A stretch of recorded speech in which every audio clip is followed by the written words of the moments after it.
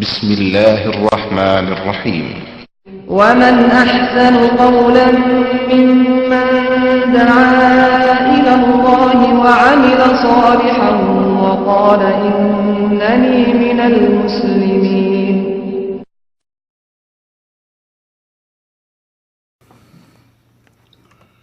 إن الحمد لله نحمده ونستعينه ونستغفره ونعوذ بالله من شرور أنفسنا ومن سيئات أعمالنا من يهده الله فلا مضل له ومن يضلل فلا هادي له وأشهد أن لا إله إلا الله وحده لا شريك له وأشهد أن محمدا عبده ورسوله. أما بعد فإن خير الحديث كتاب الله وخير الهدي هدي محمد صلى الله عليه وسلم وشر الأمور محدثاتها وكل محدثة بدعة وكل بدعة ضلالة وكل ضلالة في النار. رب اشرح لي صدري ويسر لي أمري واحلل عقدة من لساني يفقهوا قولي. رب أعوذ بك من همزات الشياطين وأعوذ بك رب أن يحضرون. أعوذ بالله السميع العليم من الشيطان الرجيم. يستعجل بها الذين لا يؤمنون بها والذين آمنوا مشفقون منها ويعلمون أنها الحق ألا إن الذين يمارون في الساعة لفي ضلال بعيد. الله لطيف بعباده يرزق من يشاء وهو القوي العزيز. گزشتہ درس میں قیامت کے بارے میں کچھ تذکرہ ہوا تھا اور قرآن کریم میں مختلف مقامات جو دو لفظ استعمال ہوئے ہیں وما ادراکا وما یدریکا، اس کی کچھ تفصیل میں نے ذکر کی تھی کہ جہاں ماضی کا صیغہ آیا ہے وما ادراکا، وہاں اللہ رب العزت نے اس بات کی تفصیلات ہمیں مہیا فرما دی ہیں، جیسا کہ لیلۃ القدر کے بارے میں آیت پڑھی تھی. اور وہ چیز جہاں اللہ رب العزت نے وما یدری کا مضارع کا صیغہ استعمال کیا ہے مستقبل کا، تو وہ چیز اس کا علم ہمیں نہیں دیا گیا جیسا کہ قیامت کا معاملہ ہے. لیکن قیامت وہ امر ہے، قیامت وہ حقیقت ہے کہ وہ لا محالہ آنے والی ہے. اس میں تو کسی کو کوئی شک نہیں ہونا چاہیے، اور خاص طور پر مسلمانوں کو اس میں کوئی شک نہیں ہوتا. قیامت آئے گی، یقیناً آئے گی. اور غیر مسلم لوگ جو کافر ہیں یا نبی اکرم صلی اللہ علیہ وسلم کے عہد مبارک میں جو مشرکین تھے، وہ سمجھتے تھے کہ قیامت کہاں آئے گی، یہ پتہ نہیں کیا کہتا رہتا ہے. وہ قیامت کا انکار کیا کرتے تھے، اور اسی انکار کو وہ یہ رنگ دیا کرتے تھے کہ نبی اکرم صلی اللہ علیہ وسلم سے عموماً وہ کہا کرتے کہ تم قیامت قیامت قیامت کہتے رہتے ہو، اگر ایسی کوئی چیز آنے والی ہے تو آ جائے. اپنے رب سے کہو کہ ہمیں پکڑ لے، ہمیں عذاب میں مبتلا کر لے. وہ کب آئے گی؟ مختلف طریقوں سے نبی اکرم صلی اللہ علیہ وسلم سے انہوں نے یہ مطالبہ کیا. اسی کا اللہ رب العزت نے یہاں ذکر فرمایا ہے یستعجل بها الذین لا یؤمنون بها. جو لوگ قیامت کے آنے پر ایمان نہیں رکھتے، وہ قیامت کے بارے میں جلد بازی کر رہے ہیں. وہ طلب کرتے ہیں کہ جلدی قیامت آ جائے.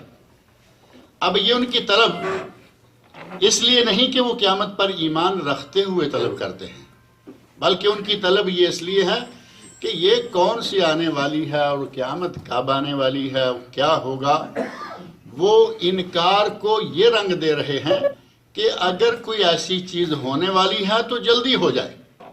یستعجل عجلت، اور عجلت کا لفظ اردو میں معروف ہے نا، عربی میں بھی اردو میں بھی دونوں میں کہتے ہیں عجلت پسندی، جلد بازی. یستعجلو جلدی طلب کرتے ہیں بہا اس قیامت کو. کون؟ الذین لا یؤمنون بہا، جو کہ اس پر ایمان نہیں رکھتے کہ وہ قیامت آئے گی یا نہیں آئے گی. والذین آمنوا مشفقون منہا، اور وہ لوگ جو کہ ایمان رکھتے ہیں کہ قیامت یقیناً آئے گی، آنے والی ہے، وہ قیامت کے آنے سے ڈرتے رہتے ہیں۔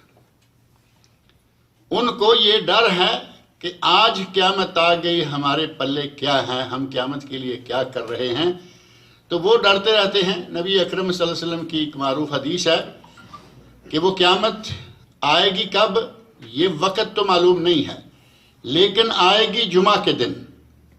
یہ تو معروف ہے نا، قیامت کب آئے گی کوئی نہیں جانتا، لیکن دن جمعہ کا ہوگا۔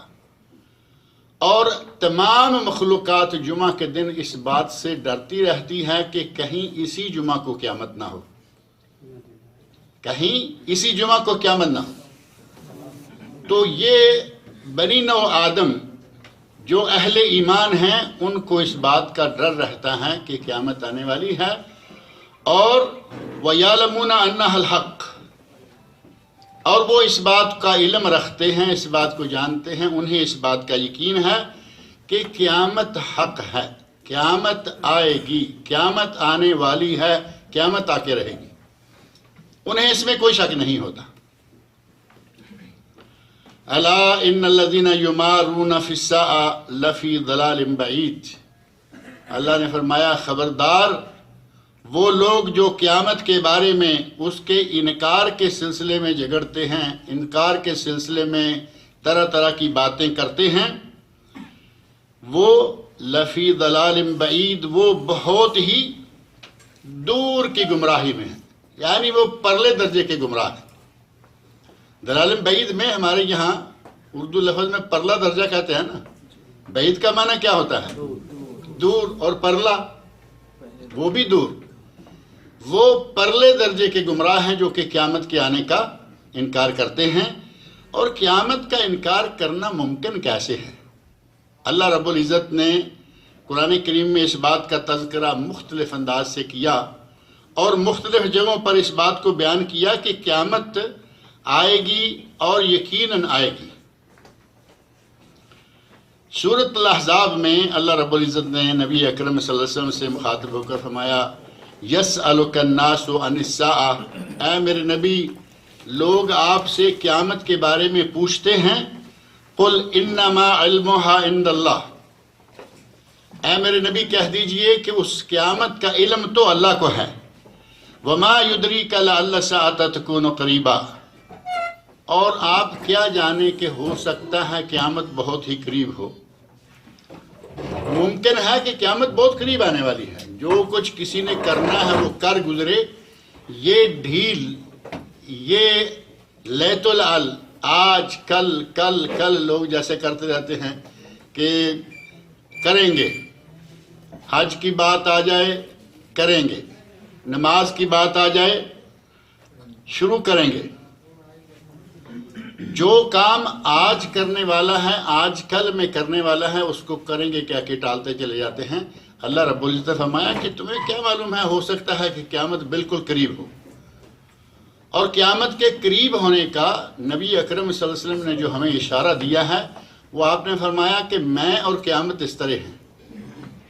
آپ نے دو انگلیوں کو ملایا اور جوڑ کر دکھایا اور فرمایا کہ میں اور قیامت دونوں اس طرح ہیں، یعنی جس طرح ایک انگلی دوسری انگلی سے ملی ہوئی ہے، اسی طرح قیامت بھی میرے بعد فوراً ہی آنے والی ہے۔ قیامت قریب ہے، اب یہ سوچنا کہ کر لیں گے، ہو جائے گا، شروع کر لیں گے، حج کرنا ہے۔ ابھی ہمارے ماحول میں آپ سنتے رہتے ہیں، بوڑھا ہو گیا، عمر رسید ہے، قبر میں ٹانگیں جا رہی ہیں، لیکن اسے کہیں کہ حج صاحب، بھائی صاحب، چچا جان، تایا ابو حج کر لو، تو کہیں گے ہاں حج تو کرنا ہے، حج تو کرنا ہے، لیکن ابھی ایک بچی کی شادی رہ گئی ہے، ابھی ایک بچے کی تعلیم باقی ہے، کرتے کرتے بچی کی شادی ہو نہ ہو، تعلیم پوری ہو نہ ہو، عمر پوری ہو گئی، حج رہ گیا۔ ایک فریضہ جسے اللہ رب العزت نے اسے دولت عطا کر کے اس پر فرض کر دیا تھا، اس نے وہ ادا نہیں کیا، صرف اس لیے کہ کر لیں گے۔ اللہ رب العزت نے بہترین انداز سے اشارہ دے دیا کہ قیامت ہو سکتا ہے بالکل قریب ہو، جو کرنا ہے کر لو۔ آج تمہارے پاس موقع ہے، کل کوئی موقع تمہارے ہاتھ میں نہیں آئے گا۔ اور اہل ایمان کے بارے میں جو فرمایا کہ یہ قیامت کو حق مانتے ہیں، انہیں یقین ہے کہ قیامت یقیناً آنے والی ہے، ان کو اللہ رب العزت نے یہ ایمان عطا کیا ہے، اور وہ قیامت کے دن سے ڈرتے رہتے ہیں کہ کہیں قیامت آج ہی نہ آ جائے۔ اور جہاں تک لوگ اہل ایمان نہیں ہیں، جو جھگڑتے ہیں، انکار کرتے ہیں، کہتے ہیں کہ پتہ نہیں قیامت کب آئے گی کب نہیں آئے گی، ان کے بارے میں اللہ رب العزت نے فرمایا کہ وہ کیا غور نہیں کرتے؟ انہوں نے کبھی یہ نہیں سوچا کہ ان کی اپنی تخلیق ایک نہیں کئی انداز سے اللہ رب العزت نے ان کے بارے میں قرآن کریم میں یہ بات بتائی کہ قیامت کا لانا ہمارے لیے کوئی مشکل نہیں۔ مشرکین مکہ سمجھتے تھے کہ یہ کیسے ہو سکتا ہے، ہم مر جائیں گے، مر کے زمین میں دفن ہو جائیں گے، ہمارے آباء و اجداد کتنے ہیں وہ سارے کے سارے مر گئے، زمین میں دفن ہو گئے، آج تک کوئی پلٹ کر نہیں آیا تو ہم کیسے پلٹ کے آئیں گے؟ یہ ان کا ایک ذہن تھا۔ ان کے اس ذہن کو اللہ رب العزت نے قرآن کریم میں کئی مثالیں دے کے بیان کیا کہ یہ کوئی بعید بات نہیں ہے۔ آپ سورۃ الدہر، جس کا دوسرا نام سورۃ الانسان بھی ہے، اس سورت کے آغاز میں دیکھیں اللہ رب العزت نے کیا فرمایا، هل اتى على الانسان حين من الدهر لم يكن شيئا مذكورا، کیا انسان پر وہ وقت نہیں گزرا کہ اس کا دنیا میں نام و نشان نہیں تھا، ذکر تک نہیں تھا۔ هل اتى على الانسان حين من الدهر، آج ہم سب انسان ہیں، دنیا میں ہیں، چل پھر رہے ہیں، گھومتے ہیں، اٹھتے بیٹھتے ہیں، گوشت پوست کے انسان ہیں، ہوش و حواس میں ہیں۔ آج سے ہم میں سے کوئی بھی آدمی 100 سال پہلے تھا؟ یہاں مجھے لگتا ہے کہ 100 سال سے بڑا تو کوئی بھی نہیں ہے نا۔ 100 سال پہلے ہم میں سے کوئی نہیں تھا، یعنی ہمارا نام و نشان نہیں تھا 100 سال پہلے۔ اللہ رب العزت نے فرمایا هل اتى على الانسان حين من الدهر، کیا انسان پر وہ وقت نہیں آیا، زمانے میں سے وہ وقت انسان پر نہیں گزرا، لم یکن شیئا مذکورا، اس کا ذکر تک نہیں تھا، وہ کوئی قابل ذکر چیز تھا ہی نہیں۔ اور جب اس کا ذکر نہیں تھا، اللہ اس کو وجود میں لے آیا، عدم سے وجود میں لے آیا۔ اور جب عدم سے وجود میں کوئی چیز لائی جا سکتی ہے تو ایک چیز موجود ہو، ایک کھلونا بنا ہوا ہے، اگر کوئی کاریگر اس کو توڑ کر دوبارہ بناتا ہے تو اس کے لیے آسان ہے یا پہلی مرتبہ بنانا آسان ہے؟ توڑ کے بنانا آسان ہے، کیونکہ اس کے سامنے نقشہ بن گیا، ایک چیز اس کے سامنے آ گئی۔ جیسے کہ معروف مثال دی جاتی ہے کہ بلڈنگ بنانے والا انجینئر ہے یا آرکیٹیکچر ہے، اس نے بلڈنگ ایک مرتبہ تیار کی، نقشہ تیار کیا، بڑا اسپیشل نقشہ بنا، اور لوگوں نے بعض دفعہ ایسا ہوا کہ بڑی خوشی کے ساتھ اس کو بڑے بڑے انعامات دیے، بھئی اتنا زبردست نقشہ بنایا۔ اور کئی ایسے لوگ ہیں کہ انہوں نے ایک بلڈنگ کا نقشہ تیار کیا، اسے اس ملک کی نیشنلٹی دے دی گئی۔ وہ کون سی بلڈنگ ہے وہ ہمارے علم میں ہے۔ یہ پہلی مرتبہ دماغ سے اتنا کچھ سوچ سمجھ کے تیار کر کے اب اسی انجینئر کو کہا جائے کہ دوبارہ ایسی بلڈنگ کہیں بنانی ہے، کوئی مشکل ہے اس کے لیے؟ پہلی مرتبہ تو مان لیا مشکل تھی، محنت کی، دماغ لڑایا، دوبارہ اس بلڈنگ کو مٹائیں گے، اس کے دماغ میں نقشہ موجود ہے، وہ آپ کو منٹوں میں تیار کر کے دے دے گا۔ اللہ رب العزت فرما رہے ہیں کہ تم تھے نہیں، ہم نے بنا دیا، تم دنیا میں نہیں تھے، ہم نے تمہیں دنیا میں بسا دیا، اگر دنیا سے تمہیں اٹھا دیں گے تو کیا تمہارا دوبارہ لانا مشکل؟ هل اتى على الانسان حين من الدهر لم يكن شيئا مذکورا، جس کا ذکر تک نہیں تھا اسے ہم لے آئے، تو کیا جب بنا ہوا ہے اس کو دوبارہ لانا ہمارے لیے کوئی مشکل ہوگا؟ جسے تم کہہ رہے ہو کہ قیامت کیسے آئے گی، ہم جب مر جائیں گے، مر کر مٹی ہو جائیں گے تو پھر ہمیں کیسے اٹھایا جائے گا؟ اللہ نے فرمایا ہمارے لیے کوئی مشکل نہیں ہے۔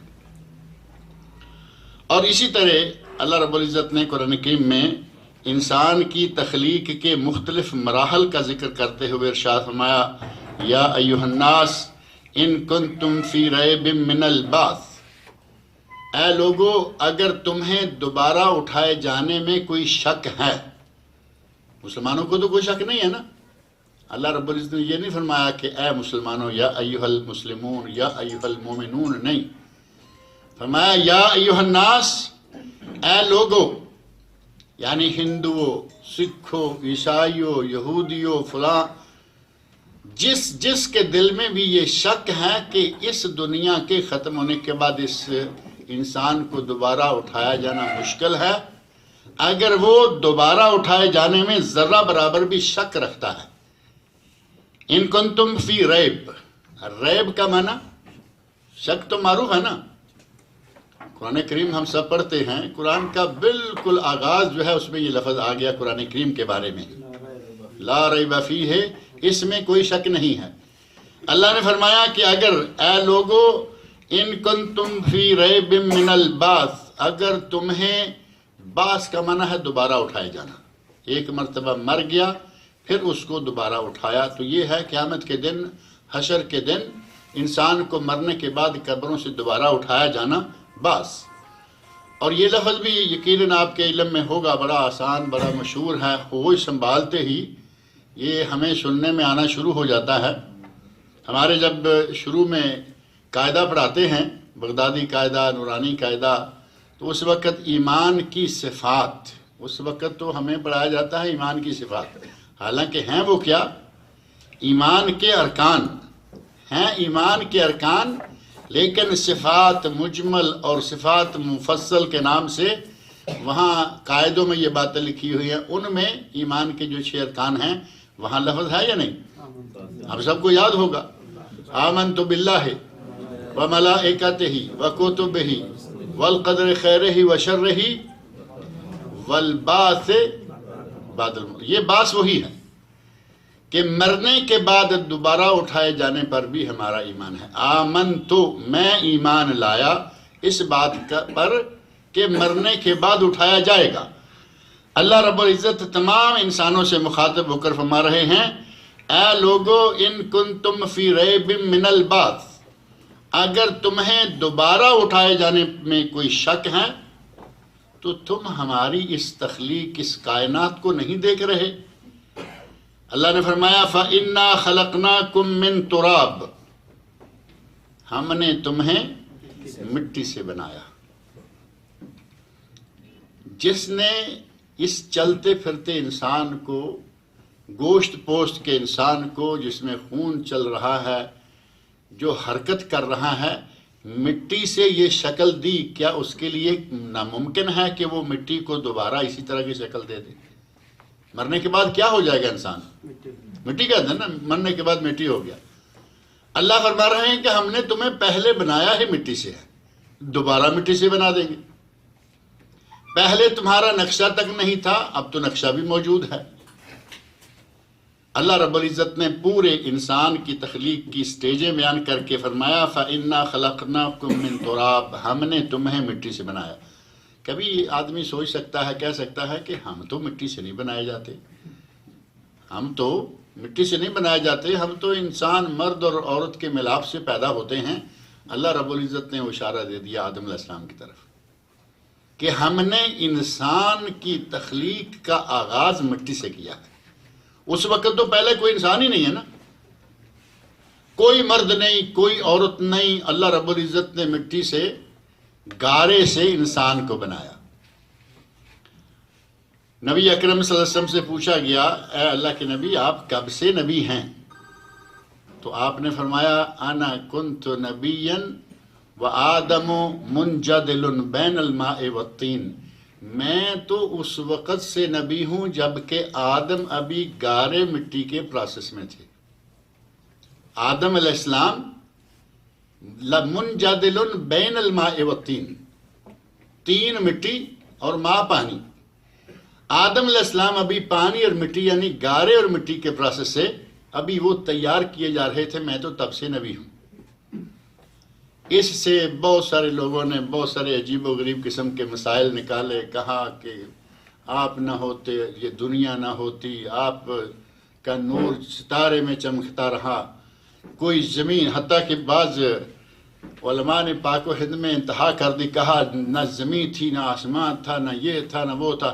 جو ہمارے جو سیلے بڑکیلے علماء ہوتے ہیں وہ تو پھر ایک دم پرخچے اٹھائے چلے جاتے ہیں، نہ زمین تھی نہ آسمان تھا نہ یہ جہاں تھا نہ یہ تھا نہ وہ تھا، میرے نبی کا نور کتب ستارے میں چمکتا رہا۔ یہ واقعہ پیش آیا بر صغیر پاک و ہند میں، اور اتفاق سے اس مولوی صاحب کی بدقسمتی کہ وہاں ایک بہت بڑے مناظر اتفاق سے وہاں آئے ہوئے تھے۔ انہوں نے کہا فوراً اٹھ کے، جب یہ باتیں سنی تو کہا مولانا نہ زمین تھی نہ آسمان تھا، یہ کتب ستارہ تمہارے باپ کی چھت پر تھا، نہ زمین نہ آسمان، اور تم کہہ رہے ہو کہ کتب ستارے میں، کتب ستارہ پھر کہاں تھا؟ آسمان کے بننے کے بعد کتب ستارہ ہوگا۔ نبی اکرم صلی اللہ علیہ وسلم اللہ کے علم میں اس وقت سے نبی ہیں جب سے اللہ رب العزت نے زمین و آسمان اور اس انسان کو بنانے کا سلسلہ شروع کیا۔ اس میں کسی کو شک ہے؟ اللہ کے علم میں یقیناً تھے۔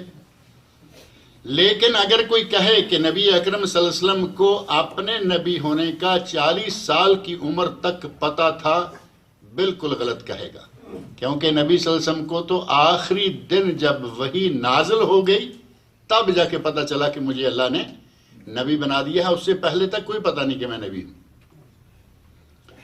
اللہ رب العزت نے فرمایا کہ ہم نے تمہیں مٹی سے، فَإِنَّا خَلَقْنَاكُم مِّن تُرَابٍ، ہم نے تمہیں یعنی تمہارے باپ دادا، تمہارے آباء و اجداد میں سے پہلے انسان اول البشر آدم علیہ السلام کو مٹی سے بنایا، اور اس کے بعد یہ سلسلہ اللہ رب العزت نے ان سے ان کی بیوی ہوا بنائی، اور پھر میاں بیوی کے ملاپ سے اولاد شروع ہو گئی، اور یہ قیامت تک سلسلہ جاری رہے گا۔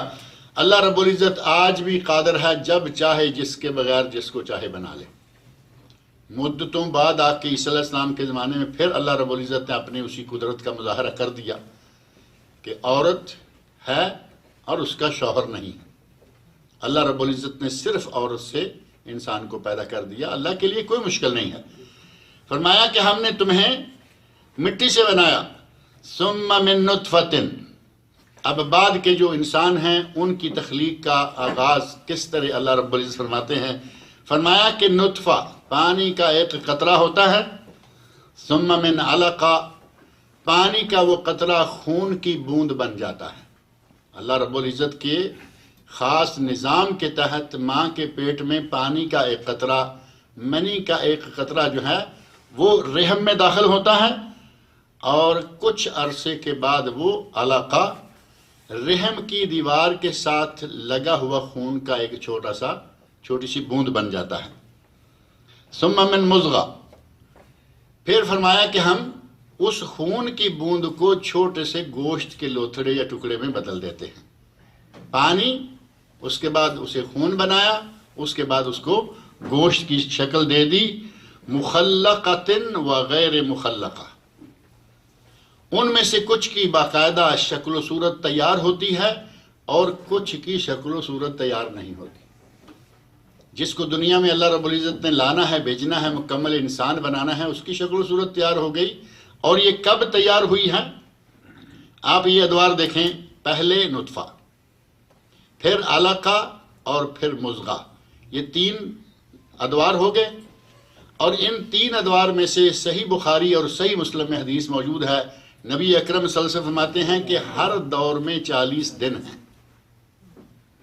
آپ نے فرمایا یجمع فی بطن امہ، آدمی مرد اس کی ماں کے بطن میں 40 دن پانی کا قطرہ یعنی منی کی بوند رہتی ہے، اور اس کے بعد 40 دن تک وہ خون بن کے خون کی حالت میں رہتا ہے، اس کے بعد 40 دن تک وہ گوشت کا ایک ٹکڑا یا لوتھڑا بن کے رہتا ہے۔ اب یہ 40 کر کے 3 مرتبہ کتنے ہو گئے؟ 120، اور اس کو مہینے بنا لیں، 4 مہینے ہو گئے سیدھے۔ گویا کہ اللہ رب العزت بنی نوع انسان کی تخلیق کے پہلے 3 مرحلے جو ہیں وہ 40 دن کے مرحلوں کے بعد اسے گوشت کا ایک لوتھڑا بنا دیتا ہے جس میں باقاعدہ انسانی شکل آ جاتی ہے، اور پھر اللہ رب العزت فرشتے کو بھیجتا ہے، اور اس کے بارے میں لکھا جاتا ہے کہ اس کو رزق کتنا ملے گا، اس کی عمر کتنی ہوگی، اور شقی ام سعید، یہ بدبخت ہوگا یا خوش نصیب ہوگا۔ آپ اندازہ کریں کہ ابھی دنیا میں آیا نہیں اور اللہ رب العزت نے رزق لکھ دیا ہے۔ کچھ لوگ بیچارے پریشان رہتے ہیں، اور آج کل حالات بڑے خراب ہیں، کمپنیاں ڈاؤن ہیں، یہ ڈاؤن ہے، یہ ہے۔ آپ اندازہ کریں کہ ہم تو ابھی دنیا میں بھی نہیں آئے تھے، اللہ رب العزت نے لکھ رکھا ہے کہ کس کو کتنا رزق ملے گا، اور اللہ رب العزت نے جو چیز لکھ دی اس میں کسی کی جان نہیں، کسی کی قوت نہیں، کسی کی ہمت نہیں کہ اس میں کوئی کمی بیشی کر سکے، یا کوئی ہے ایسا؟ اللہ کی مخلوق میں سے کوئی چیز ایسی نہیں ہے کہ جو اللہ کے فیصلوں کو تبدیل کرے۔ اللہ نے لکھ دیا ہے کہ میں اپنے اس بندے کو اتنا رزق دوں گا، کون ہوگا جو یہ کہے کہ میں اس کا رزق کم کر دوں؟ کسی کی یہ طاقت نہیں ہے۔ پھر گھبرانے والی کون سی بات ہے؟ حالات ایسے ہیں، ڈاؤن ہو گیا، اپ ہو۔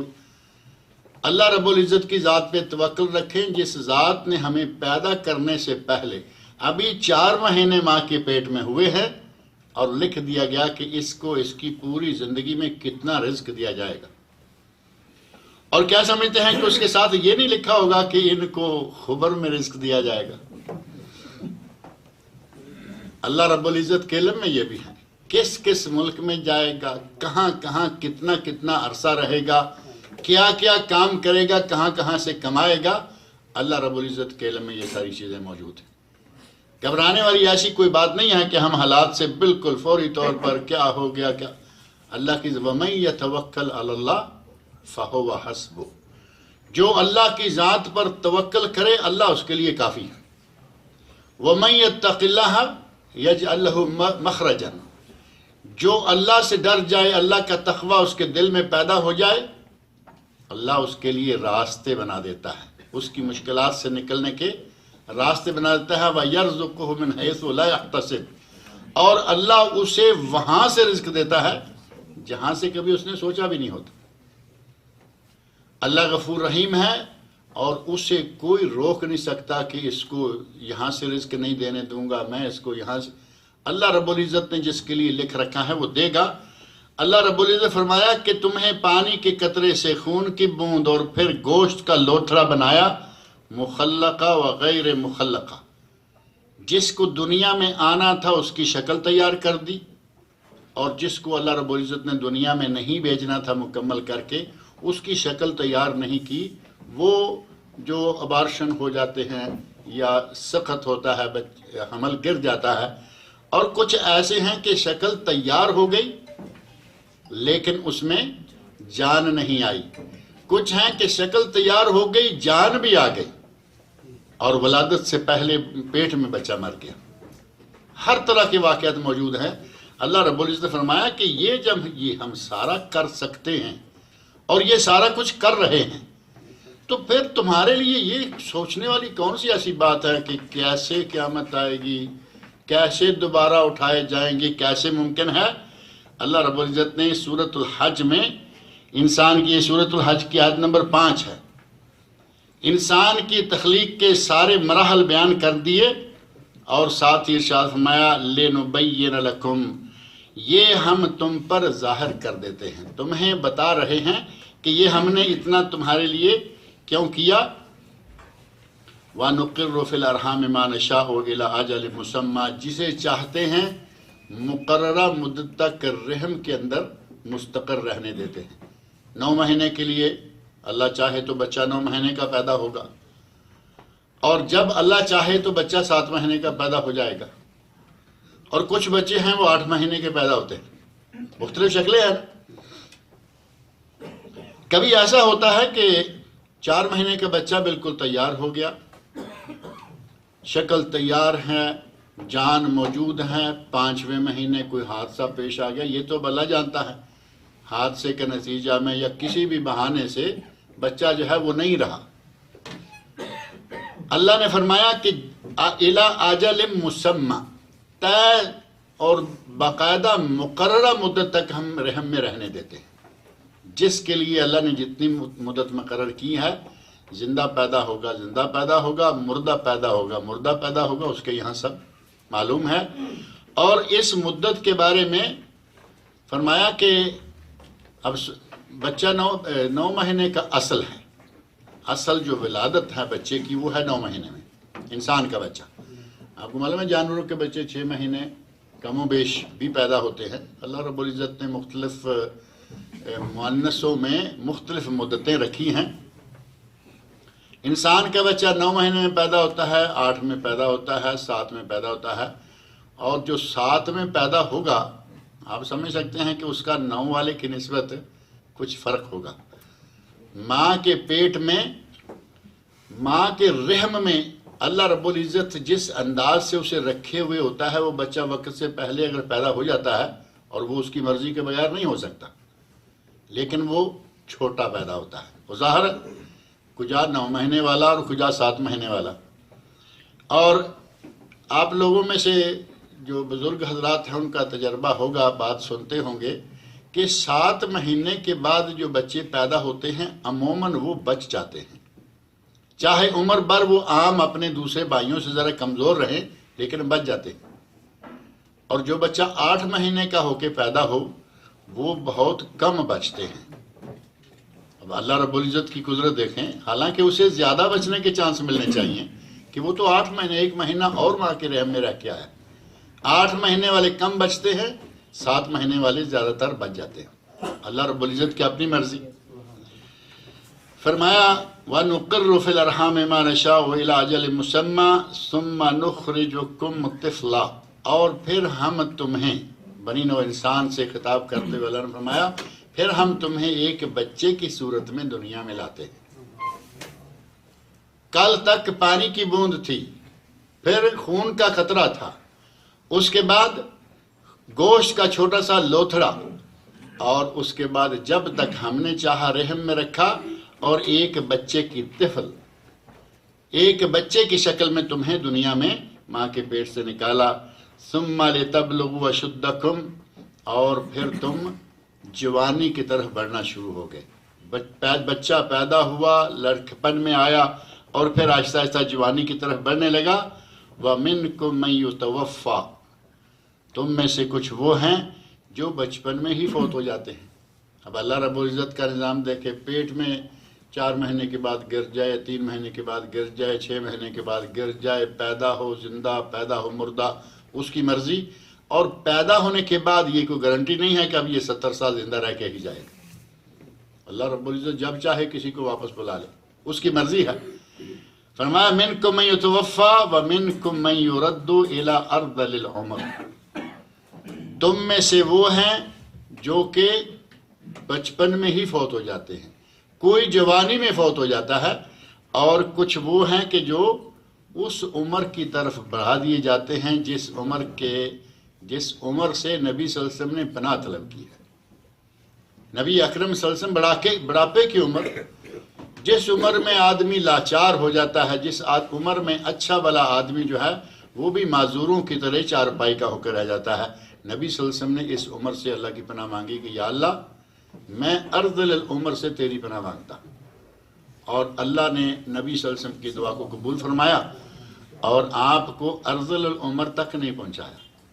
تندرست توانا چلتے پھرتے دعوت و تبلیغ کا کام کرتے کرتے نبی اکرم صلی اللہ علیہ وسلم اس دنیا سے تشریف لے گئے۔ نبی اکرم صلی اللہ علیہ وسلم کی اپنی یہ دعا یہ بتاتی ہے کہ ارذل العمر جو ہے وہ بڑی لاچاری کی عمر ہوتی ہے، اور اس عمر میں آ کے آدمی کے اپنے بھی گواز ساتھ چھوڑ جاتے ہیں۔ اپنے تو خیر اچھے بھلے ہوش بھی ہو تب بھی کئی لوگ ساتھ چھوڑنے والے موجود ہیں۔ آپ بچے کو پالیے، ان کی تعلیم و تربیت کیجئے اور اس کی شادی کر دیجئے۔ ایسے آپ کو بہت سارے جوڑے ملیں گے دنیا میں، ادھر شادی ہوئی ادھر ماں باپ کہاں ہیں اور بہن بھائی کہاں ہیں، وہ سارے الگ ہیں۔ اور یہ عمر جو ارذل العمر ہے، یعنی وہ عمر جس میں آدمی کسی کام کا نہیں رہا، اللہ رب العزت نے اس کی ایک اور صفت بیان کی ہے کہ اس عمر میں آ کر انسان کی عادتیں وہ ہو جاتی ہیں جو بچے کی ہوتی ہیں۔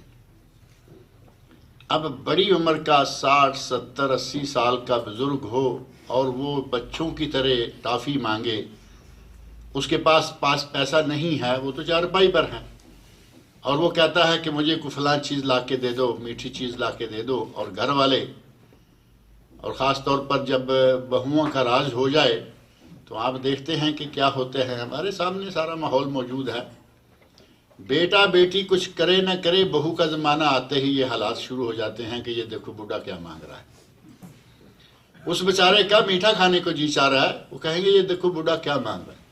اللہ رب العزت نے قرآن کریم میں اس کی اس عمر کا باقاعدہ تذکرہ کیا ہے۔ سورہ یاسین میں اللہ نے فرمایا وَمَن نُعَمِّرْهُ نُنَكِّسْهُ فِي الْخَلْقِ، ہم جسے لمبی عمر دیتے ہیں اس کو تخلیق کو الٹا دیتے ہیں، یعنی جس طرح بچہ کمزور ہوتا ہے بوڑھا بھی کمزور ہوتا ہے، بچے کے دانت نہیں ہوتے، بوڑھے کے دانت نہیں رہتے، اس کے ایک عرصہ کام کرتی رہی مشین اور مشین خراب ہو گئی، آہستہ آہستہ پرزے بیکار ہو گئے، دانت خالی، سارا منہ خالی ہے۔ اب اس کا جی چاہتا ہے کہ میں سیب تو نہیں کھا سکوں گا، مجھے کیلا دے دیں، تو وہ تو ظاہر ہے کہ مسوڑوں کے ساتھ بھی کچھ کھایا جا سکتا ہے۔ بزرگ کیلا مانگ رہا ہے اور بہویں یا جن کے بیچارہ کنٹرول میں ہے وہ آپس میں اشارے کلب اس کو کیلا چاہیے۔ یہی اولاد جب والدین ان کو پالتے ہیں، جو ناز نخرے ان کے دیکھتے ہیں وہ آپ سب دیکھ ہی رہے ہیں۔ بچہ اپنی زبان سے ایک دن میں 100 فرمائشیں کریں، 100 کی 100 ہم پوری کرنے کے لیے تیار ہیں، اور وہی انسان جس نے ان سارے بچوں کو پالا ہے آج وہ ایک فرمائش کرے تو آپس میں ایک دوسرے کو آنکھیں مارتے اور عجیب قسم کے حالات پیدا کر دیتے ہیں کہ یہ دیکھو اب ہم سے کیا مانگ رہا ہے۔ اللہ رب العزت کا یہ نظام ہے کہ جس کو عمر لمبی دی جاتی ہے اس کی تخلیق کو الٹا دیا جاتا ہے، گویا کہ بزرگ آدمی بچے کی سی طلبات، بچے کی سی عادات جو ہے وہ بن جاتی ہیں۔ اللہ نے فرمایا کہ جس کو ہم چاہتے ہیں اسے اس عمر میں، کچھ کو جوانی میں اور بعض کو اس وقت فوت کرتے ہیں جب کہ وہ بہت بڑی عمر کا، ارذل عمر کا ہو چکا ہوتا ہے۔ لِكَيْ لَا يَعْلَمَ مِن بَعْدِ عِلْمٍ شَيْئًا، پہلے کچھ چیزیں جانتا تھا اب وہ چیزیں جانتا نہیں، دماغ میں تھیں اب بڑھاپے کی وجہ سے، ہے نا، کہتے ہیں جب سٹھیا گیا ہے، 60-70 سال سے آگے جا کے آہستہ آہستہ بزرگ کی یادداشت کام چھوڑنا شروع ہو گئی، اور ان کے لیے عجیب سا ہو گیا، پتہ نہیں یہ لوگ اپنے آپ کے بارے میں کیا سوچتے ہیں کہ ہم شاید اسی طرح رہیں گے ہمیشہ۔ بڑے بزرگ کو اس طرح کی کوئی بات کرتے ہوئے یا کوئی بات بھولی ہوئی یا کتنی مرتبہ یاد دلائی پھر بھول گئی، سٹ پٹا جائیں گے اور کہیں گے کہ یہ سٹھیا گیا ہے۔ خود اپنے بارے میں بھی کبھی سوچیں کہ آج نہیں کل اگر اللہ نے عمر دی تو یہاں تک پہنچنا ہوگا اور تمہیں انہی حالات سے دوچار ہونا ہوگا، لیکن وہ ہم کل والی بات تو سوچتے ہی نہیں نا، جو سامنے ہے وہی۔ ایک وقت ایسا آ جاتا ہے کہ خبر ہو جانے کے باوجود آدمی پھر بے خبر ہو جاتا ہے، علم ہے آج وہ باتیں یادداشت سے ساری نکل گئی ہیں۔ ایک مثال اللہ رب العزت نے یہ دی کہ ہم نے جس طرح انسان کی تخلیق کے مختلف مراحل سے گزار کر اسے پانی سے انسان بنایا، اسی طرح ہم قیامت کو دوبارہ اس انسان کو اٹھا سکتے ہیں۔ بات سمجھ میں آتی ہے یا نہیں؟ اور قیامت کے دن اللہ رب العزت انسان کو دوبارہ اٹھائے گا، حشر یا باس بعد الموت جو ہے اسی کی دوسری مثال اسی سورۃ الحج اسی آیت نمبر 5 میں اللہ رب العزت نے دی، فرمایا وَتَرَى الْأَرْضَ حَامِدَةً وَتَرَى الْأَرْضَ حَامِدَةً، تم زمین کو دیکھتے ہو کہ بنجر ہے، بے آباد ہے، دھول اڑ رہی ہے، کوئی کونپل، کوئی سبزی، کوئی ہریالی، کوئی چیز وہاں نہیں ہے۔ فَإِذَا أَنزَلْنَا عَلَيْهَا الْمَاءَ، جب ہم نے اس پر آسمان سے پانی نازل کیا، یعنی بارش ہوئی، کل تک جو بنجر تھی، کل تک جو بے آباد تھی، کل تک جہاں دھول اڑ رہی تھی، فرمایا کہ ہم نے اس پر بارش کا پانی نازل کیا، اہتزت، تو وہ زمین جو ہے اس نے ابھرنا شروع کر دیا، ہلنا شروع کر دیا۔ ظاہر ہے کہ وہ پانی کے ساتھ اس کی جو مردہ حالت ہے اس میں زندگی آنا شروع ہو گئی. وربت، اور پھر وہ بڑھنا شروع ہو گئی. وَأَنبَتَتْ مِنْ كُلِّ زَوْجٍ بَهِيجٍ، اور پھر اس نے ہر قسم کے خوبصورت پودے اگا دیے. کل تک جس میں مٹی تھی، کل تک جس میں دھول تھی، کل تک جس میں کوئی چیز اگنے والی نہیں تھی، بنجر زمین پر اللہ فرماتے ہیں کہ ہم نے بارش برسائی، ابری پھولی، اور پھر اس نے ہر قسم کے پودے، ہر قسم کے پھل، ہر قسم کے پھول اگا کر دنیا کے لیے ایک خوبصورتی بنا دی. فرمایا کہ جب ہم بنجر زمین کو اس طرح زرخیز کر سکتے ہیں تو کیا مٹی میں ملے ہوئے انسان کو دوبارہ ہم انسان نہیں بنا سکتے؟ اللہ رب العزت نے 2 مثالیں دے کر یہاں انسان کو سمجھایا کہ ہم قیامت کے دن تمہیں اسی طرح لے آئیں گے جس طرح کہ اب تم ہو. دوبارہ تمہیں پیدا کرنا، دوبارہ تمہیں دنیا میں لانا ہمارے لیے کوئی مشکل اور ایسا مسئلہ نہیں ہے کہ ہمارے بس سے باہر ہو. اسی طرح اللہ رب العزت نے قرآن کریم میں سورۃ المومنون میں یہ انسان کی تخلیق کے سلسلہ میں آپ دیکھ رہے ہیں کہ ہڈیوں کا ذکر نہیں آیا. پانی اور خون کی بوند اور گوشت، اور پھر فرمایا کہ ہم اسے شکل دے دیتے ہیں. اب ایک چیز رہ گئی ہے جو کہ بڑی اہم ہے اور جس کے بغیر انسان میں قوت، صلابت، جب تک وہ نہ ہوگی، اب گوشت کا ڈھیر لگا دیں گے تو ظاہر ہے کہ وہ کیا ہوگا، اس میں کھڑا ہونے کی، اس میں چلنے کی، اس میں سیدھا رہنے کی صلاحیت نہیں ہوگی. اللہ رب العزت نے اس بات کو بھی قرآن کریم میں سورۃ المومنون میں بیان فرمایا. آیت نمبر 12 میں اللہ نے فرمایا وَلَقَدْ خَلَقْنَا الْإِنسَانَ مِنْ سُلَالَةٍ مِّن طِينٍ، ہم نے انسان کو بجتی ہوئی مٹی سے بنایا. بجتی ہوئی مٹی یعنی کہیں کہا صرف مٹی، کہیں فرمایا بجتی ہوئی مٹی، کہیں فرمایا بولتی ہوئی مٹی. اگر کوئی مٹی کا برتن ذرا تھوڑا پکا ہوا ہو تو اس پہ آواز لگائیں گے، ٹھونگا ماریں گے، کچھ بھی کریں گے، بجے گا نا. ہماری تخلیق جو ہے اصل میں اسی مٹی سے ہے. فرمایا کہ ہم نے انسان کو بجتی ہوئی مٹی سے بنایا. ثم جعلناہ نطفہ، پھر اس کی شکل جو ہے وہ نطفے کی، یعنی آدم علیہ السلام کا معاملہ ایک طرف رہا، اب ہم انسان کا نطفہ فی قرار مکین، ماں کے رحم میں قرار مکین، محفوظ جگہ میں اس نطفے کو پہنچایا. ثم خلقنا النطفۃ علقہ، پھر اس نطفے سے ہم نے علقہ خون کی بوند بنائی. فخلقنا العلقۃ مضغہ، پھر ہم نے خون کی بوند سے گوشت کا ٹکڑا بنایا. فخلقنا المضغۃ عظاما، اور پھر ہم نے اس گوشت کے ٹکڑے میں ہڈیاں بنائیں. فکسونا العظام لحما، اور پھر ہم نے ان ہڈیوں پر گوشت چڑھا دیا. اللہ رب العزت نے کتنے خوبصورت انداز سے انسان کی تخلیق فرمائی ہے. اگر صرف گوشت رہتا تو وہ کام نہیں کر سکتا تھا، اور اگر صرف ہڈیوں کا ڈھانچہ ہوتا، صرف ہڈیوں کا ڈھانچہ ہوتا تو ڈر آتا کہ یہ انسان ہے یا کیا ہے. آپ نے وہ ڈاکٹروں کے پیچھے پڑا ہوا دیکھا ہے نا، پیچھے کھڑا کیا ہوا ہوتا ہے، اس کو دیکھ کے ڈر آ رہا ہوتا ہے، لیکن انہوں نے رکھا ہوا ہوتا ہے کہ یہاں جی یہ پھیپھڑا ہے، یہ فلاں ہے، یہ فلاں ہے. اللہ رب العزت نے انسان کو وَلَقَدْ خَلَقْنَا الْإِنسَانَ فِي أَحْسَنِ تَقْوِيمٍ، سورۃ 30 سپارے میں اللہ نے فرمایا ہم نے انسان کو بہترین شکل دی، انسان کو خوبصورت بنایا. اب اگر صرف گوشت ہوتا تو خوبصورت نہ بنتا، اور اگر صرف ہڈیوں کا ڈھانچہ ہوتا تو بھی خوبصورت نہ بنتا، بلکہ خوفصورت ہو جاتا، خوفناک شکل اختیار کر لیتا.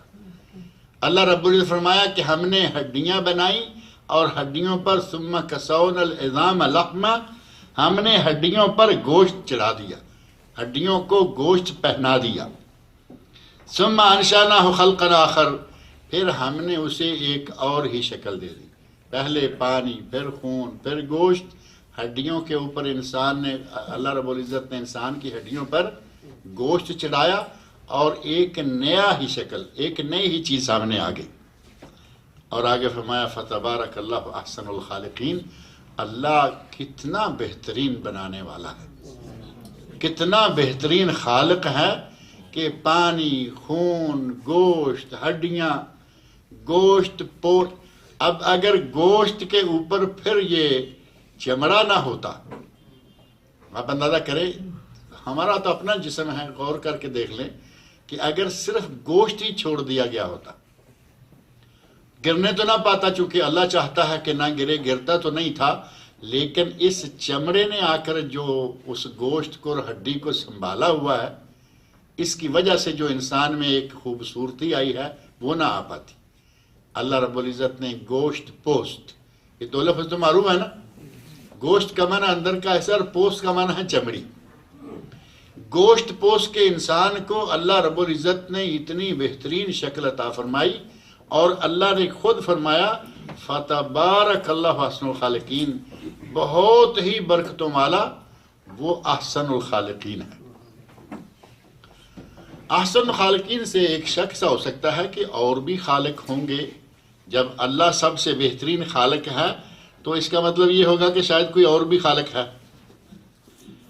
اللہ رب العزت یہ سمجھانا چاہ رہے ہیں کہ کوئی بھی کاریگر کوئی چیز تیار کرتا ہے تو ظاہر ہے کہ وہ مختلف چیزیں جوڑے گا، کھلونے بنانے والا ہے یا کوئی دوسری چیزیں ہیں، میڈیکل اوزار ہیں، جو بھی کاریگر ہے یا صانع ہے، وہ اپنی انڈسٹری میں، اپنی فیکٹری میں جو بھی چیزیں تیار کرتا ہے وہ مختلف چیزوں کو جوڑتا ہے، وہ مختلف مراحل سے اس کو گزار کے بالآخر ایک چیز کو کھڑا کر دیتا ہے، یہ صانع ہے۔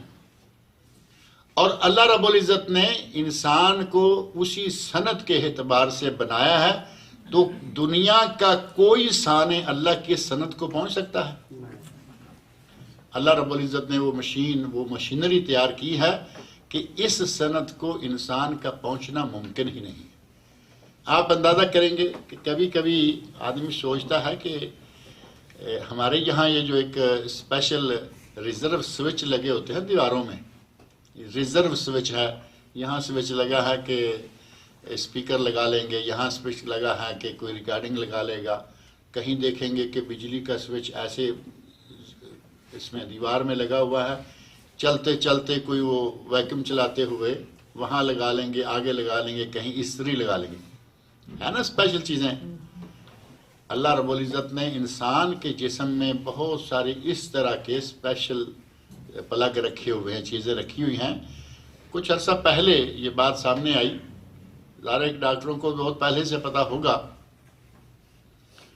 چیز یہ سامنے آئی کہ انسان کے دل میں جو وال ہیں، وال معروف ہے نا جس سے پمپنگ ہوتی ہے اور خون سارے جسم میں جاتا ہے، وہ بند ہونا شروع ہو جائیں تو ساتھ ہی انسان جو ہے وہ بیٹھنا شروع ہو جاتا ہے۔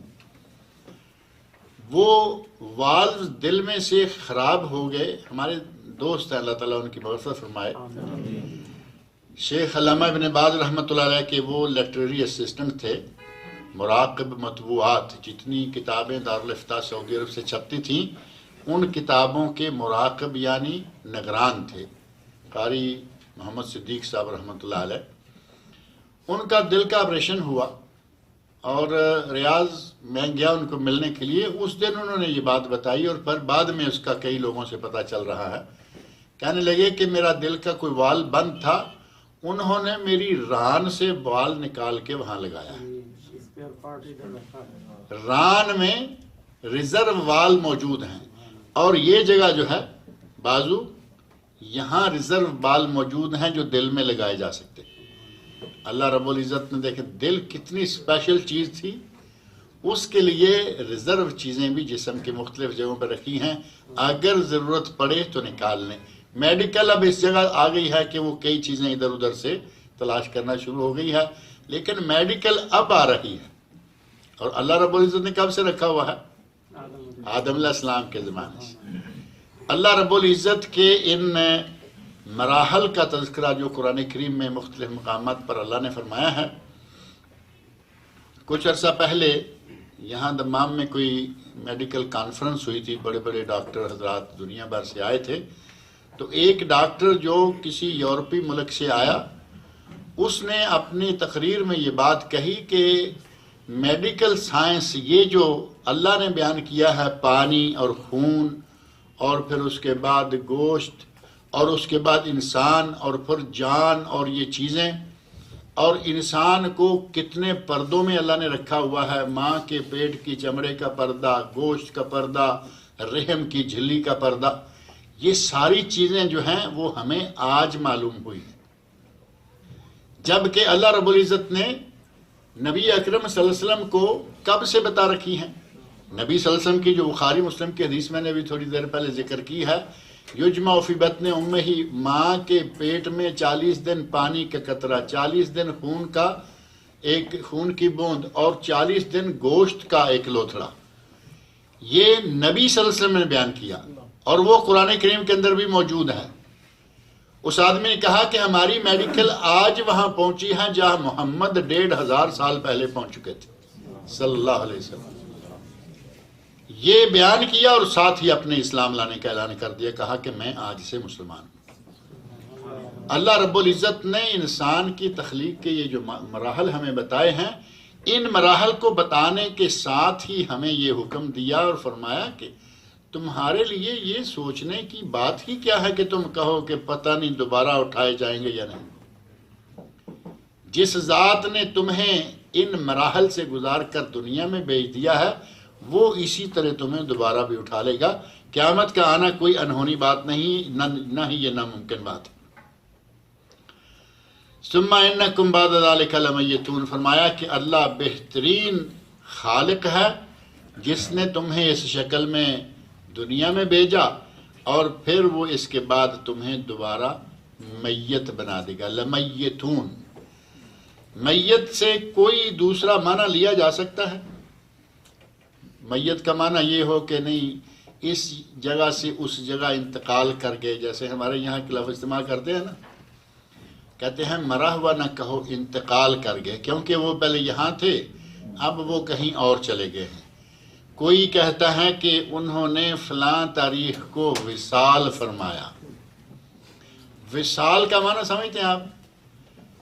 وصال کا معنی ہوتا ہے کہ دو الگ الگ، عورت کہیں تھی مرد کہیں تھا، شادی ہو گئی، ان دونوں کا وصال ہو گیا، یعنی میاں بیوی جڑ گئے۔ اب اس آدمی کو جس کو موت آ گئی ہے، اس کا کہاں وصال ہوا ہے؟ اس کا تو گھر والوں سے وصال کی بجائے علیحدگی ہو گئی، لیکن وہ صوفی حضرات کہتے ہیں کہ نہیں، یہ مرا نہیں، یہ جو ماننے والے ہیں کہ ولی مرتے ہی نہیں، کہتے ہیں وصال ہو گیا، اب یہ اللہ سے مل گیا جا کے۔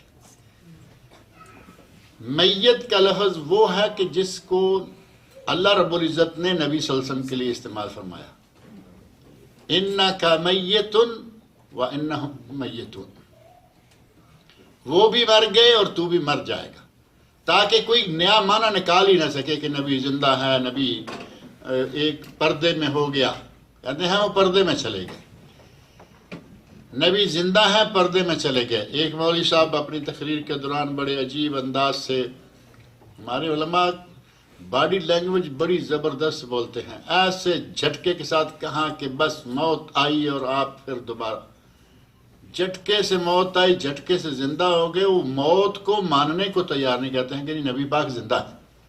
ہمارے یہاں تو بہت زور ہے نا، یہ نبی پاک زندہ ہے، اور نبی پاک صلی اللہ علیہ وسلم زندہ ہے، اور اللہ فرما رہا ہے انک میت۔ اب میت کس کو کہا ہے؟ نبی صلی اللہ علیہ وسلم کو خطاب کر کے کہا انک میت، اے میرے نبی تو میت، تو مر جائے گا، پہلے سارے لوگ سارے انبیاء مر گئے۔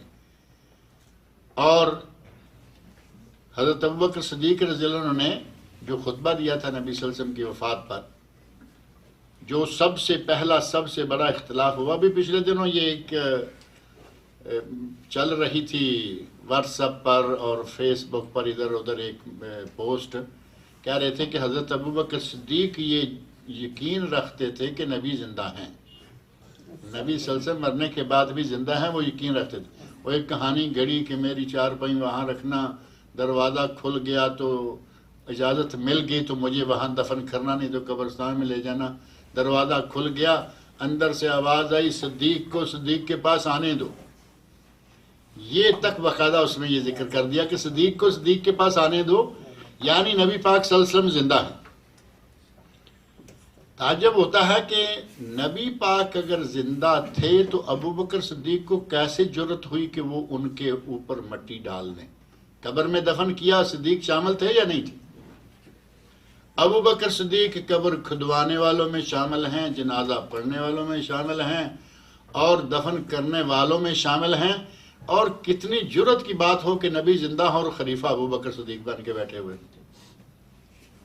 کہتے ہیں جی ابو بکر صدیق کا یہ یقین تھا کہ آپ زندہ ہیں۔ اللہ رب العزت فرمایا انک میت، ابو بکر صدیق رضی اللہ عنہ فرماتے ہیں من کان یعبد محمدا فإن محمدا قد مات، مات یموت موت میت۔ جو آدمی نبی صلی اللہ علیہ وسلم کو رب سمجھتا تو سمجھے کہ اس کا رب آج مر گیا ہے۔ یعنی نبی انسان تھے، نبوت کے درجے پر فائز تھے، لیکن ایسی پوزیشن نہیں تھی کہ آپ کو موت نہیں آئے گی۔ فرمایا کہ آج دیکھو موت آ گئی۔ موت جو ہے یہ آخری چیز ہے۔ اللہ رب العزت نے فرمایا یہاں ثم انکم بعد ذلک لمیتون، تم اس کے بعد میت ہو جاؤ گے، مر جاؤ گے۔ ثم انکم یوم القیامت تبعثون، اور پھر تمہیں قیامت کے دن دوبارہ اٹھایا جائے گا۔ اللہ رب العزت نے سورۃ شورا میں اور قرآن کریم کے دیگر مقامات پر اس بات کو واضح فرما دیا کہ جو لوگ شک کرتے ہیں قیامت کے آنے میں، ان لوگوں کو اپنی تخلیق، اس کائنات کی تخلیق، زمین و آسمان کی تخلیق، بنجر مٹی میں سے اللہ رب العزت کا کونپلے اگانا، ان سب چیزوں کو دیکھنا چاہیے، ان کو ہوش آ جائے گا۔ اور اگر پھر بھی وہ گمراہی میں رہتے ہیں تو فرمایا لفی ضلال مبین، تو وہ پرلے درجے کی گمراہی میں ہیں۔ اگر ان ساری چیزوں کو اپنے سامنے رکھ کر بھی کہے کہ قیامت کیا آئے گی اور کیسے آئے گی، کیا پائے گی۔ اللہ لطیف بعبادہ، اللہ اپنے بندوں کے ساتھ بڑا ہی مہربان ہے۔ لطیف کا معنی صاحب لطف و کرم، اللہ اپنے بندوں کے ساتھ بڑا ہی مہربان ہے۔ ایک یہ کہ اللہ بڑا مہربان ہے لطف و کرم سے، اور لطیف کا ایک معنی باریک بین بھی ہوتا ہے، باریک بین، لطیف۔ اللہ اپنے بندوں کے بارے میں انتہائی باریک بین ہے۔ بندے کی ضروریات کیا ہیں، اس کو کتنا چاہیے، اس کو کتنا دیا تو اس کے لیے مناسب نہیں رہے گا، اللہ رب العزت ان ساری چیزوں کو جانتا ہے۔ بندے کی چھوٹی چھوٹی ضروریات کو بھی اللہ رب العزت جانتا ہے، اسے علم ہے۔ فرمایا اللہ لطیف بعبادہ، اللہ اپنے بندوں کے ساتھ مہربان ہے، اپنے بندوں کی چھوٹی بڑی ہر ضرورت کو جانتا ہے، اور بہت ہی باریک بھی ہے۔ یرزق من یشاء، جس کو چاہتا ہے رزق دیتا ہے۔ اب یہ اس کی اپنی حکمت ہے، اس کی اپنی منشا ہے کہ کسی کو وہ ملٹی ملینر اور کسی کو فقیر نادار، یہ اس کی اپنی مرضی ہے، اس کی اپنی تقسیم ہے۔ جس کو چاہتا ہے جتنا چاہتا ہے رزق دیتا ہے۔ اور آگے فرما دیا وَهُوَ الْقَوِيُّ الْعَزِيزُ، اور وہ قوی اور زبردست ہے۔ قوی اور زبردست، غالب۔ اب یہاں قوی کا معنی زبردست قوت والا، اور عزیز کا معنی غالب اور زبردست۔ یہ الفاظ جو ہیں یہ ہمیں بتاتے ہیں کہ اللہ رب العزت اپنے بندوں کو جس کو جتنا چاہے رزق دے، اس کی مرضی میں کوئی آدمی دخل نہیں دے سکتا۔ اس کا یہ نظام اس کی قوت پر مبنی ہے۔ اب اللہ رب العزت کسی کو زیادہ دینا چاہے اور درمیان میں کوئی آ جائے کہ نہیں جی یہ تو وہابی ہے، ہم اس کو تھوڑا چاہیے، کیا یہ ممکن ہے؟ اگر ایسا ممکن ہوتا تو وہابی بھوکے مر جاتے۔ دوسرا، کبھی کوئی نہ چاہتا کہ ان وہابیوں کو کھلا ملے۔ اللہ رب العزت کا بڑا احسان ہے، وہابی بھی کھا رہے۔ اب دنیا میں تو اللہ رب العزت دیکھیں مسلمان بھی کھا رہے ہیں، کافر بھی کھا رہے ہیں، بلکہ کافر تو میں کبھی کبھی کہتا ہوں ہم سے بھی زیادہ کھا رہے ہیں۔ یہ اللہ رب العزت کا نظام ہے۔ وہ اپنے بندوں کے ساتھ فرمایا کہ جس کو اس نے دنیا میں بھیجا ہے اس کے رزق کا انتظام اس نے کر رکھا ہے، وہ مسلمان ہو یا کافر۔ قرآن کریم میں اللہ نے فرمایا وما من دابۃ فی الارض الا علی اللہ رزقها، زمین پر کوئی بھی ایسا دابہ یعنی جو زمین پر چلتا ہے، ہم بھی تو زمین پر ہی چل رہے ہیں نا، کوئی ایسا دابہ، کوئی ایسا زمین پر چلنے والا چوپایا تک نہیں ہے الا علی اللہ رزقها، سوائے اس کے کہ اس کا رزق اللہ رب العزت نے اپنے ذمہ لے رکھا ہے۔ رزق اللہ نے اپنے ذمہ لے رکھا ہے، کوئی کسی کو نہ کم کر سکتا ہے نہ زیادہ۔ اگر ایسا ہی ہوتا تو لوگ دعائیں مانگ مانگ کے اہل توحید کو تو بھوکا مار دیتے۔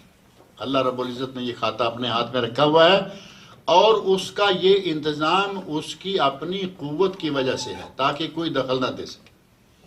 اب ایک آدمی کافر ہے، مسلمان مومن کہے کہ یا اللہ اس کو بھوکا مار دے، اللہ رب العزت نے یہ کھاتے اپنے پاس رکھے ہیں، اور لطیف و عباد ہی اپنے بندوں پر، اپنی مخلوق پر وہ مہربان بھی ہے، اپنی مخلوق کی ضرورتوں کو بڑی باریکی کے ساتھ جانتا بھی ہے، لہذا اس نے یہ نظام بنا رکھا ہے کہ مسلمان ہے یا کافر ہے یا کوئی بھی ہے، اللہ رب العزت اس کو اس کی حاجت، اس کی ضرورت جتنی وہ چاہتا ہے، جتنی اس کی حکمت ہے وہ ادا کرتا رہتا ہے۔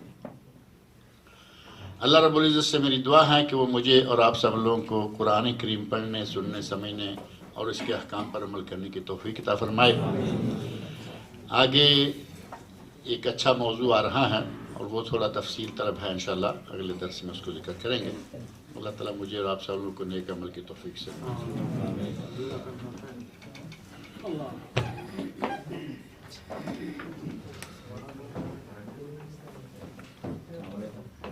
لکھا ہے کہ احمد بن عبداللہ جو کہ نوجوان لڑکا ہے،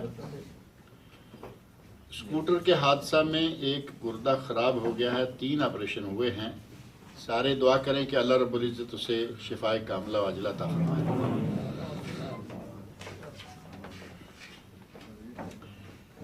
لکھا ہے کہ کیا میں اپنے ماموں کو عمرہ کروا سکتا ہوں؟ بے شک وہ باعث سے صاحب حیثیت ہوگا، صاحب حیثیت ہیں، باوجود اخراجات برداشت کرنے کے قابل بھی ہوں تو، اگر ہاں تو یہ عمل میرا کیا نیکی ہوگا یا دنیا داری؟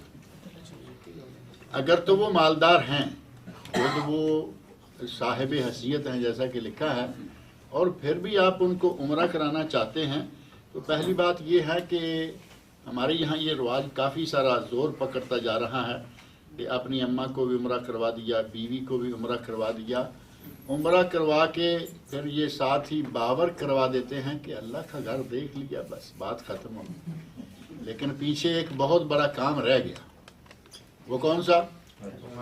حج، جو کہ فرض ہے، جو کہ اسلام کے 5 ارکان میں سے ایک رکن ہے، وہ رہ گیا، اور عمرے پہ لگتا ہے 1 لاکھ روپیہ، اور حج پر 4-6 لاکھ، حج پر پاکستان انڈیا سے 4-6 لاکھ، کتنا فائدہ کما گیا؟ اماں بھی خوش اور پیسے بھی تھوڑے سے لگے، بیوی بھی خوش اور پیسے بھی تھوڑے سے لگے، اور یہ ماموں بھی خوش ہو جائیں گے اور پیسے بھی تھوڑے لگے۔ اگر کسی کو آپ نے اس طرح کا کام کروانا ہے تو تھوڑے سے پیسے اور ڈالیں اور اسے حج کروائیں تاکہ ایک فریضہ ادا ہو جائے۔ اگرچہ نادار یا جس کے پاس یہ توفیق نہیں ہے، حج کے پیسے نہیں ہیں، اس پر حج فرض نہیں ہے، لیکن اگر کوئی کروا دیتا ہے تو اس کا حج انشاءاللہ ہو جائے گا۔ اور یہ جو اندازہ بتا رہے ہیں کہ وہ صاحب حیثیت ہیں، پھر بھی آپ اسے عمرہ کروانا چاہتے ہیں تو کسی دوسرے کو عمرہ کروا دیجئے جو کہ صاحب حیثیت نہیں ہے۔ ماموں کو ترغیب دلائیے کہ ماموں جان عمرہ کے لیے آ جائیے، پھر حج کے لیے آ جائیے، اللہ نے دے رکھا ہے، تاکہ ان کو توجہ ہو جائے اور وہ خود عمرہ کر لیں، حج کر لیں، اور کسی غریب نادار کو یہ کام کروا دیں جو کہ بیچارے نہیں آ سکتے۔ بہرحال نیکی کروائیں گے، ثواب تو یقیناً اس کا ہوگا، لیکن اب مسئلہ یہ ہے کہ ایک آدمی پہلے ہی پیٹ بھرے ہوئے ہے اور آپ نے اسے دعوت دے دی آ جاؤ کھانا کھا لو، اور ایک آدمی پتہ ہے کہ یہ آدمی بھوکا سڑک کے کنارے پڑا ہے اور اس میں اٹھ کر چلنے کی سکت نہیں ہے کیونکہ بھوکا ہے، اب اسے کھلائیں گے اور اسے کھلائیں گے، یہ کیا دونوں برابر ہو جائیں گے؟ نہیں ہو سکتے۔ اللہ تعالیٰ مجھے اور آپ سب لوگوں کو نیک عمل کی توفیق عطا فرمائے۔